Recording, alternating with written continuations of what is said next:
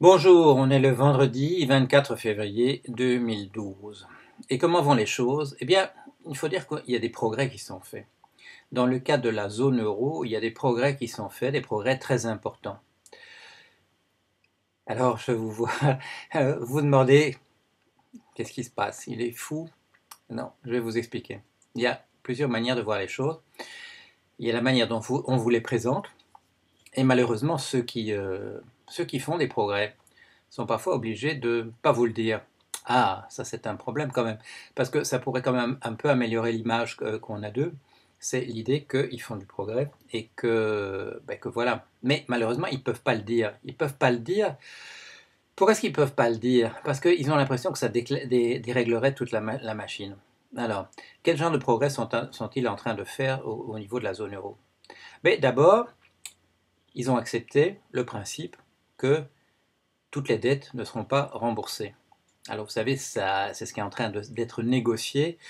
La Banque centrale européenne ne veut pas de décote, comme on dit, c'est-à-dire que finalement elle ne sera pas remboursée l'ensemble de l'argent que la Grèce lui avait dit qu'elle rembourserait. La BCE, la Banque centrale européenne, qui a beaucoup de ces dettes, de cette dette, c'est-à-dire des emprunts, des prêts qui ont été faits à la Grèce, elle a beaucoup dans son portefeuille parce qu'on est venu les y mettre. Elle a échangé de l'argent, pas énormément d'argent, mais enfin elle a échangé de l'argent contre ça qu'on est venu lui donner.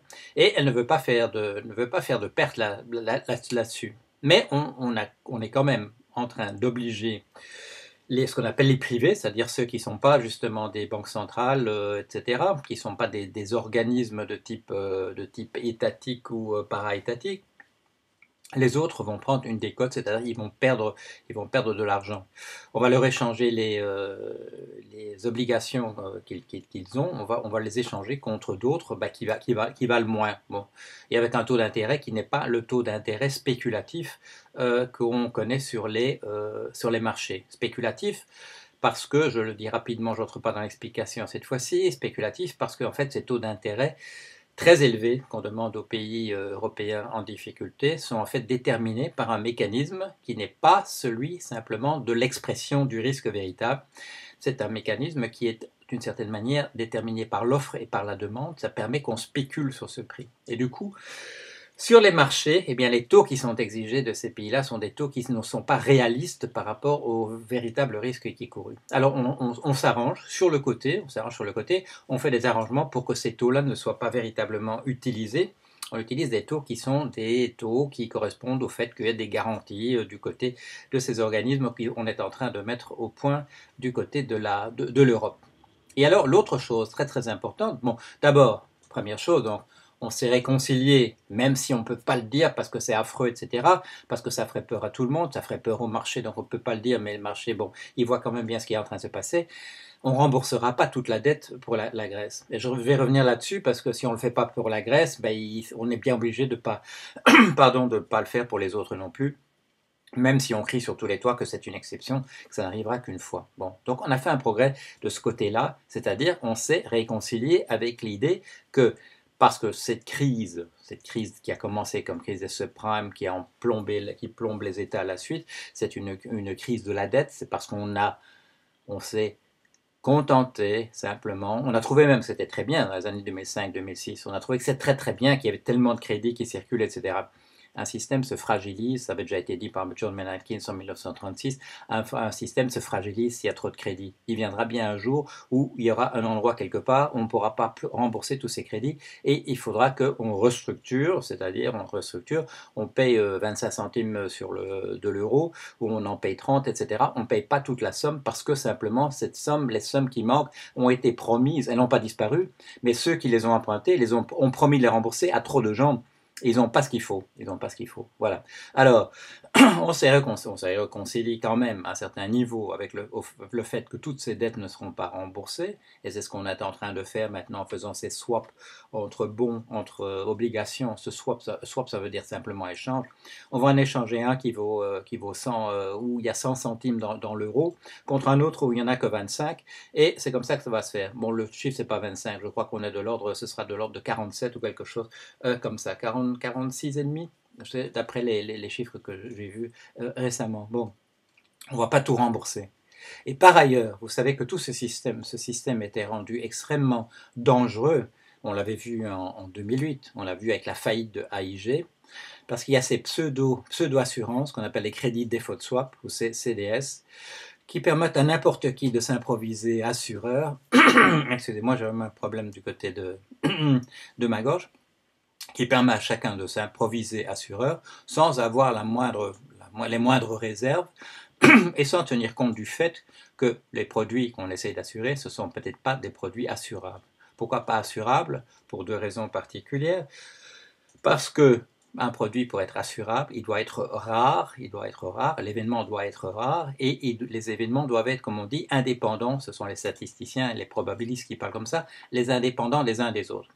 Exemple, les gens qui mettent le feu à leur appartement par accident, en général, c'est indépendant. Bon, il peut y avoir des incendies sur des quartiers entiers, mais en général, les incendies dans les appartements sont des événements isolés. Ceux qui mettent le feu à leur appartement ne se concertent pas, donc ça arrive ici et là, et c'est relativement rare. Pour qu'on puisse assurer quelque chose, il faut que ce soit de cette nature-là.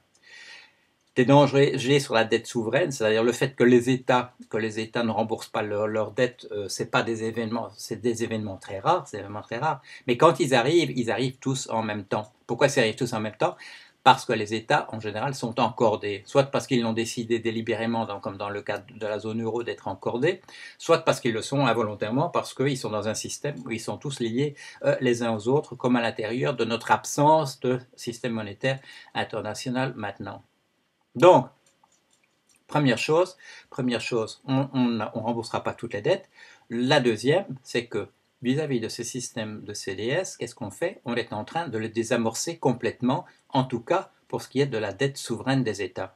Parce que dans le cas de la compagnie AIG en 2008, qui a explosé parce qu'elle avait assuré entre guillemets avec des CDS contre des compagnies privées et en particulier contre Lehman Brothers qui venait de s'effondrer, dans ce cas-là, l'assureur n'avait pas les moyens, les événements de type faillite de Lehman Brothers, on l'a vu, ne sont pas des événements indépendants. C'est la première chute de Bear Stearns qui a entraîné à sa suite les autres banques qui faisaient le même type de boulot.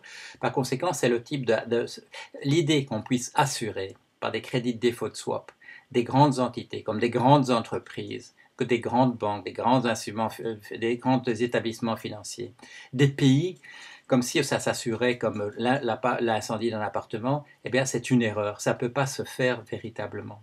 Alors, on s'était mis à assurer de la même manière contre la perte de la dette souveraine, c'est-à-dire le fait que les États ne puissent pas rembourser entièrement leurs emprunts.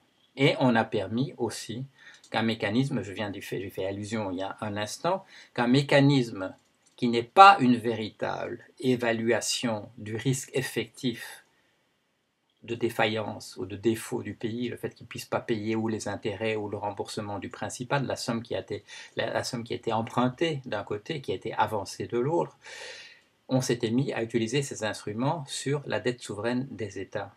Et on a permis que les taux soient déterminés par des appréciations sur un marché où on a permis aux spéculateurs de venir, c'est-à-dire d'essayer de pousser à la faute, d'essayer de faire monter le taux de la Grèce pour que la Grèce s'effondre et comme on s'est assuré assuré entre guillemets, en fait bon je ne devrais pas dire assuré du tout, parce qu'on a parié sur le défaut de la Grèce sans être véritablement exposé à une perte de valeur, dévalorisation de ses obligations, parce qu'à ce moment-là on s'est assuré entre guillemets, c'est-à-dire on parie là-dessus, on pousse. Comment est-ce qu'on peut pousser? En allant jouer sur le prix de la prime, en allant jouer par l'effet de l'offre et de la demande sur le montant de la prime qui sera exigé. Ce montant de la prime sera interprété alors à l'intérieur de la science économique qui n'a rien compris à ce qui se passe, sera interprété comme étant une interprétation objective, c'est pas un prix spéculatif, une interprétation objective du risque qui est véritablement couru.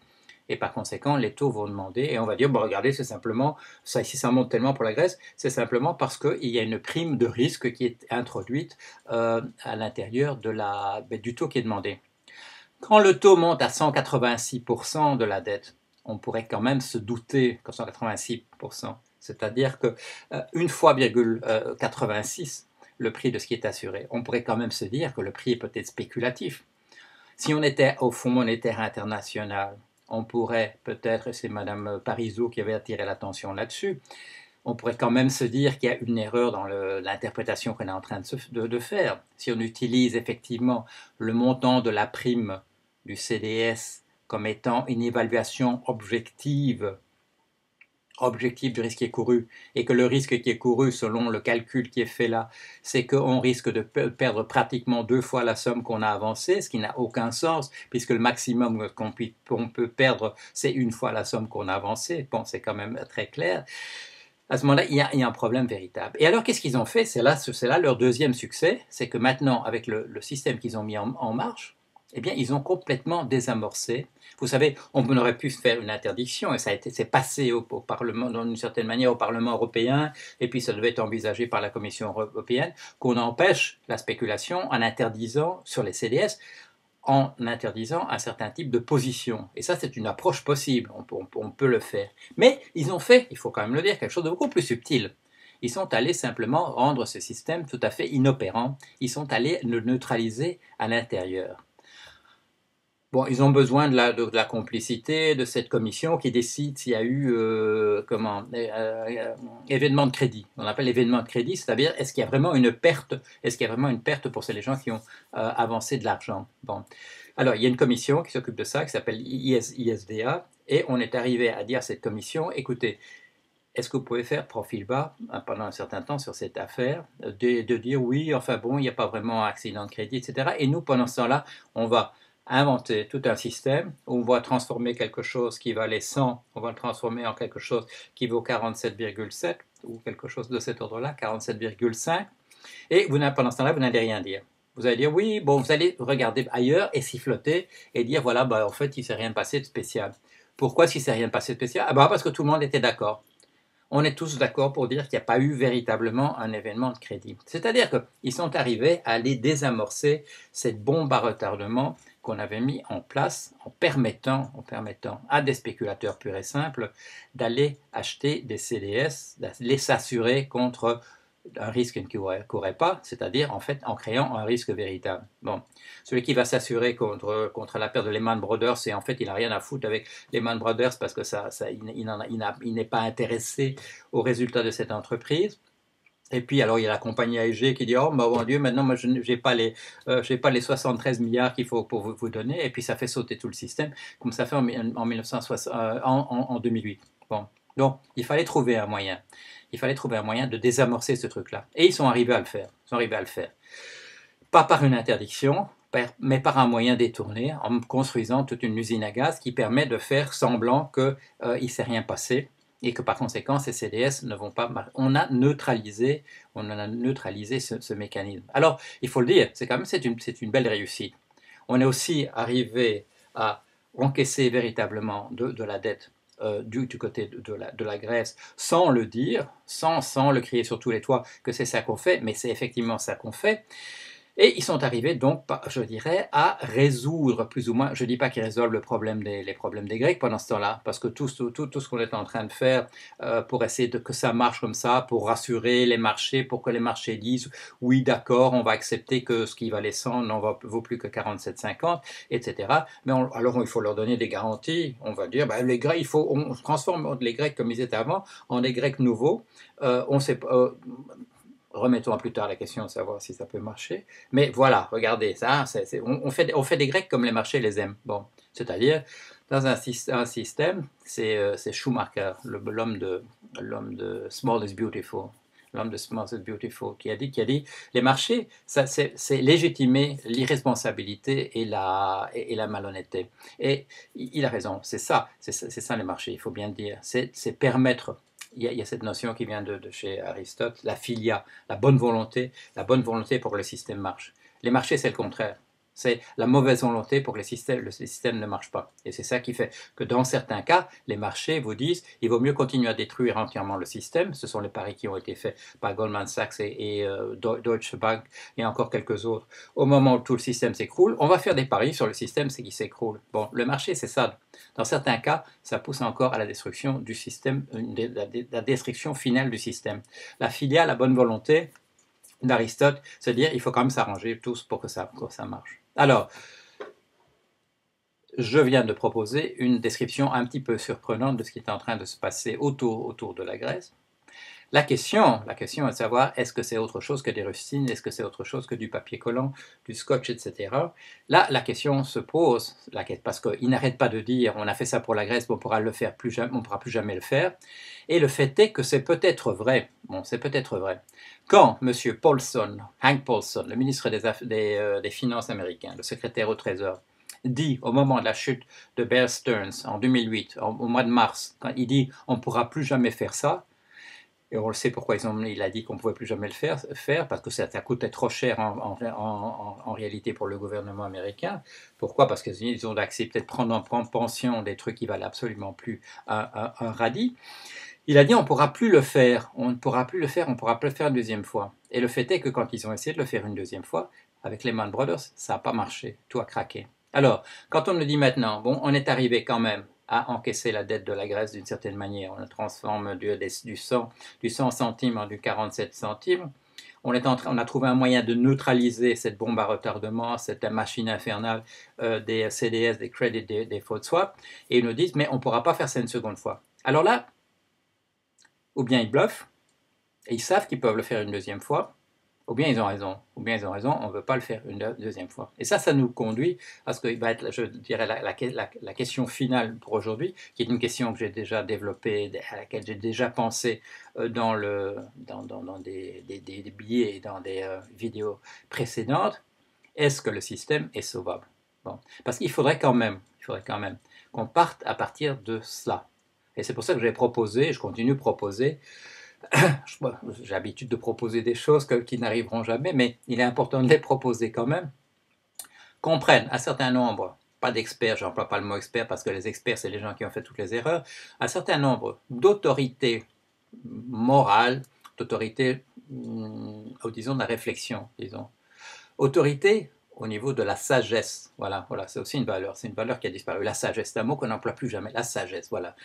D'autorité au niveau de la sagesse, qu'on mette ces gens ensemble et que ces gens fassent un diagnostic en disant est-ce que ce système est sauvable? Bon. S'ils disent oui, à ce moment-là, on se mettra d'accord pour essayer de trouver comment il faut le faire. S'ils disent non, il faut qu'on en tire les conséquences aussi. Mais il me semble très important qu'on décide, qu'on détermine si le système dans l'état où il est sauvable ou non. Parce que ça permettrait, entre autres, de pouvoir comprendre, quand on nous dit ce qu'on est en train de faire pour la Grèce, pas pour les Grecs, hein, je fais la distinction, pas pour les Grecs, pour la Grèce, pour les finances de la Grèce. Ce qu'on fait maintenant, on ne pourra pas faire une seconde fois. Est-ce que c'est du bluff? Parce qu'en fait, c'est vrai, parce que le système est condamné quand même. Ou bien est-ce qu'on pourrait le refaire une seconde fois pour le Portugal, pour l'Espagne, pour l'Italie, etc., à l'infini? Bon, moi, moi, mon sentiment, allez, honnêtement, c'est qu'il y avait une fenêtre d'opportunité en 2009, après la catastrophe, au début de 2010, que cette fenêtre d'opportunité est en train de se refermer. Et la question de savoir, c'est est-ce qu'elle est complètement refermée ou est-ce qu'il y a encore un tout petit espoir? Bon, alors, c'est quand même pas mal qu'ils arrivent à sauver quelque chose. D'abord, reconnaître le fait que toutes les dettes ne seront pas payées, même s'il crie sur tous les toits que en fait, c'est une exception, il ne faut pas faire attention, c'est pas comme ça que ça marche, en espérant que les marchés font pas attention et vont dire ah oui, non, c'est vrai, ça va être que la Grèce, etc. Bon. Ou bien, est-ce que... Non, la question, est-ce qu'on pourra le faire une seconde fois ou est-ce qu'on ne pourra pas le faire?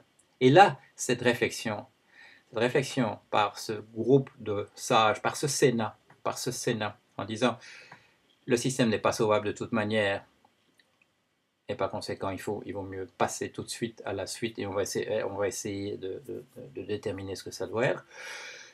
Ou bien de dire oui, le système est sauvable, et dans ce cas-là, la solution, c'est qu'on va faire la même chose avec le Portugal, on va faire la même chose avec l'Espagne, etc. Et on va le faire dans le même ordre, et on va le faire de la même manière, en désamorçant les CDS sur les trucs, mais sauf qu'on ne peut pas vous le dire, etc.